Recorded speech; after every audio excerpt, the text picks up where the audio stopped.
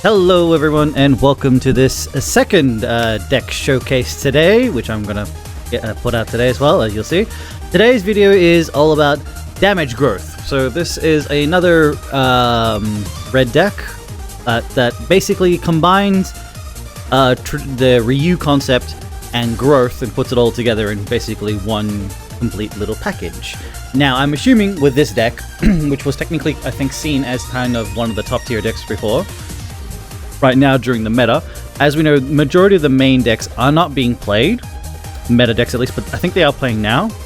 So we'll get into the main meta decks in another video and all that, but we'll go over what's sort of like trend. This is another trending meta deck, I believe, that basically it takes both of the best worlds of the on-play damage of normal red, which is Ryu, and takes the growth aspects and kind of puts them together nicely. So without further ado, let's have a look at the deck. So, as you can see, it might seem a little confusing, but it actually plays out really nicely. So first up, we have Chain of Fists. Naturally, of course, you know, your one-cost action epic to deal 2 damage, equal to number of times Chains of Fists was played this battle to a random enemy unit. Chain them all together if you do happen to draw them in succession, you know, +2, +3, +4 damage. So, effectively, this is a solid card, always in red deck. Trust Amid Suspicion, 2-cost epic to deal 4 damage to a unit and your opponent draws a card. It's really strong for what it does, to be able to deal 4 damage. And then you can actually you either get rid of a unit and your opponent draws a card, but you know, them drawing a card's not the main issue, it's just like you're able to get rid of a unit for 2. That's generally how basis of Trust Amid Suspicion goes, if you can do it. Next up is Liberating Slash. So this is a normal, another legendary card that you see every time in red. It's just amazing to do 2 damage to deal 2 cost to deal 9 damage to your opponent's card or your own, and give life either way. There are little tricks you can do with it. If you throw this on a shielded unit, you still gain the 9 life. The shielded unit doesn't take any damage. So there's a couple tricks here and that you can definitely do with this card. Next up is Rescuer's Bullet, 2-cost epic to return a friendly unit back to the deck and deal 5 damage split among all enemy units. Great card, good use of just saving your units if they're potentially going to die. It's a good just recall, save them, and then get to replay them again. Great way to deal out some more damage. Friendly Feud, again, because it does have the growth cards in it. This is an amazing card. I did discuss this before. The 2 to give a friendly a +2 attack, effective for 1. If it has growth, give it 3 points. You don't actually have to give it to a growth card. You can just give it to a normal attack unit to deal not just to give it some extra attack damage. Probably should have said that before, but yeah, you can give it to any unit really. Always better on a growth unit, but yeah, like this card is effective for the deck. Isan, as I said before, it's great. It's an amazing card to combo with growth cards. So, you know, yeah, I think there's much more I need to see on that. It's just an amazing card to combo with growth cards, and you know, it's a 3-cost unit, so it's got good stats for a 3-cost. Axel, as we all know, Axel's growth, you know, he copies a unit. Don't see why not. Like, it's really good right now with the current way red plays. When it comes to the other meta decks, I'm pretty sure this deck can handle itself against them. But yeah, like, you know, Axel's just good for what Axel does. Great Rogi, which was a cool addition to this deck that I came across. Like, I like Great Rogi. I like the monsters in TEPPEN right now. I really want to have like a monster deck running, but for the time being, it's sort of like it's not really that strong because the other meta decks are really like dominant right now and they kind of control the pace. So it'd be great to see monsters come in, but this is a good unit because he is a 3-cost. It just helps with the growth units. He's got a good body, and every time he takes damage, he gains +1 attack. So you know you can buff this card, can buff itself, and it's a good unit to settle in for the time being. Sheva Aloma, because she's just a beast. A 3-cost 3/3 to deal 5 damage for free if you have a 5-cost or higher unit. It works really well because you just get the combos off, especially when you drop, like when you have BBs already on the field or any other high-cost unit. She can just amplify on-play damage. So yeah, that's Sheva. Sorry, it's dealing 4 damage split across. My bad, sorry, not 5. Sun Goddess Amaterasu, like I said before in another video, like, don't see why you wouldn't run this card. Like, it's just a really good growth unit. It gives so much utility, and you know, getting it to level 5 is probably the best thing, to just because it has Veil, it has agility.